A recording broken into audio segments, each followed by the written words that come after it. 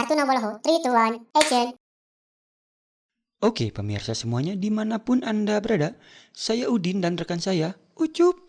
Iya, selamat jam segini dan selamat datang di Kartu Noboloho. Panjang-panjang teuing atuh. Oke, kali ini kami akan membahas tentang alien dan UFO atau sekarang disebut dengan UAP, UAP gitu atau UAP. UAP apa bos? UAP air? Lain atau ini mah UAP, UAP mun Indonesia nama dalam bahasa Inggris yang merupakan kepanjangan dari Unidentified Aerial Phenomena yang artinya fenomena udara tak teridentifikasi. Kalau dulu mah kan UFO atau UFO atau Unidentified Flying Object atau objek terbang yang tidak teridentifikasi. Oh, pesawatnya alien itu ya bos? Betul, pada awalnya kita mengenalnya dengan kata piring terbang atau flying saucer, itulah. Awalnya gimana itu teh bos? Piring terbang teh? Jadi pada tahun 1947 Kenneth Arnold yang merupakan seorang pilot atau pebisnis, dia katanya melihat 9 objek terbang dengan kecepatan tinggi di dekat gunung Rainier saat dia sedang terbang. Bentuknya gimana itu teh bos? Menurut pengakuannya, bentuknya seperti bulan sabit dan bergerak seperti piring yang meluncur di atas air. Maka muncullah istilah piring terbang atau flying saucer tadi. Setelah itu muncul terus ngapain bos? Habis itu, Angkatan Udara Amerika mulai menyelidiki yang disebut dengan Project Sign. Sign apa bos? Sign kiri, sign kanan? Sign atau tema? Sign kanan belok kiri?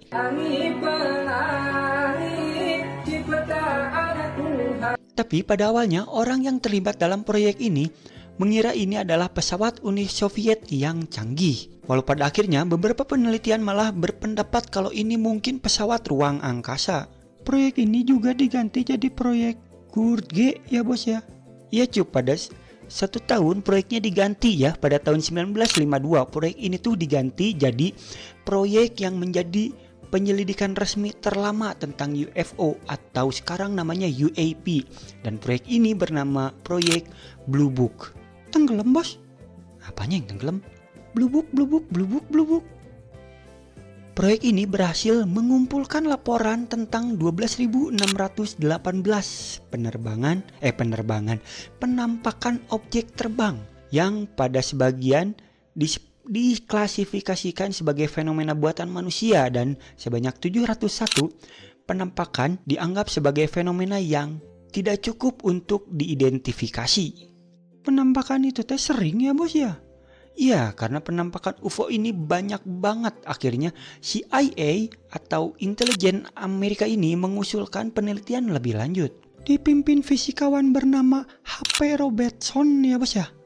Betul, dibantu juga dengan beberapa fisikawan lain serta astronom dan insinyur roket yang kesimpulannya 90% penelitiannya bisa dikaitkan dengan fenomena meteorologi seperti bintang terang, meteor, aurora, dan awan ion, atau objek bumi lain seperti pesawat, balon, dan burung.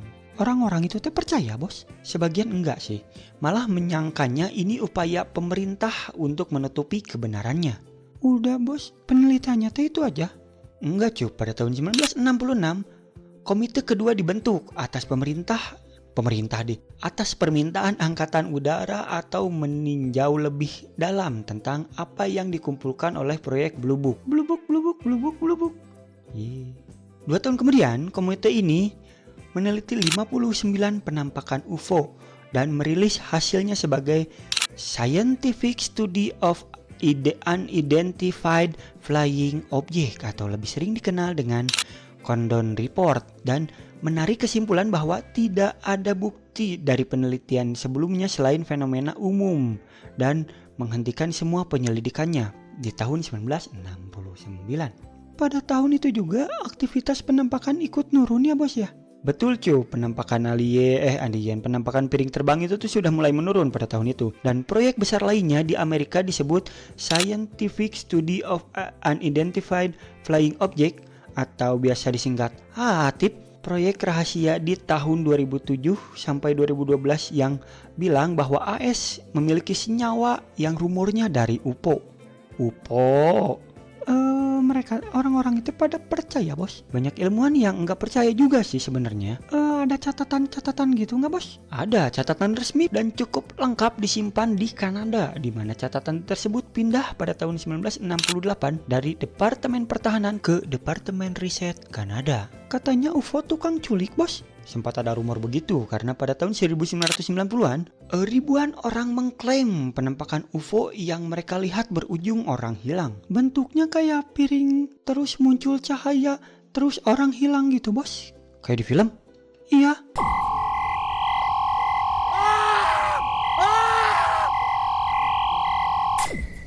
Iya, bentuknya cahaya gitu di tengah kabut dan asap, tapi pada akhirnya yang jadi korban adalah cahaya planet Venus yang disalahartikan sebagai UFO.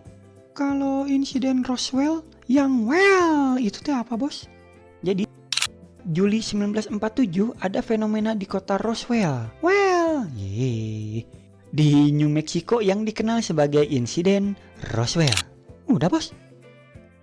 Iya, udah. Sangat informatif. Enggak tuh. Jadi ditemukan serpihan kapal yang diduga sebagai kapal ruang angkasa di sebuah peternakan setelah badai yang berbentuk cakram oleh Grady Barnett dan tim arkeologinya. Tapi katanya itu serpihan balon cuaca. Iya, tapi menurut Roswell Diary Record, serpihan di Roswell serpihan di Roswell ini berasal dari UFO yang dimiliki oleh 4 alien yang tertangkap. Jadi alien teh ada.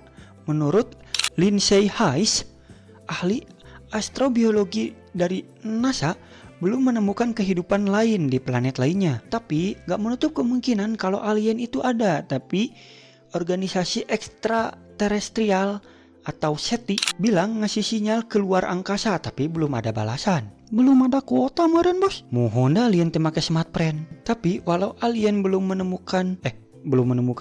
ditemukan, menurut penjelajah robot canggih NASA di Mars pada tahun 2012 menemukan tanda kehidupan mikroba di planet tersebut. Dan ya, makhluk hidup di luar planet bumi juga alien kan?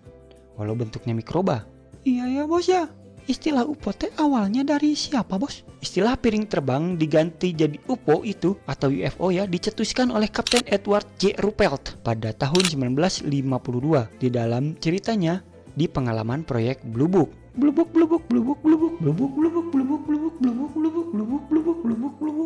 Baiklah pemirsa semuanya, sekian pembahasan dari kami berdua dalam program Kartunable edisi teori-teori asik.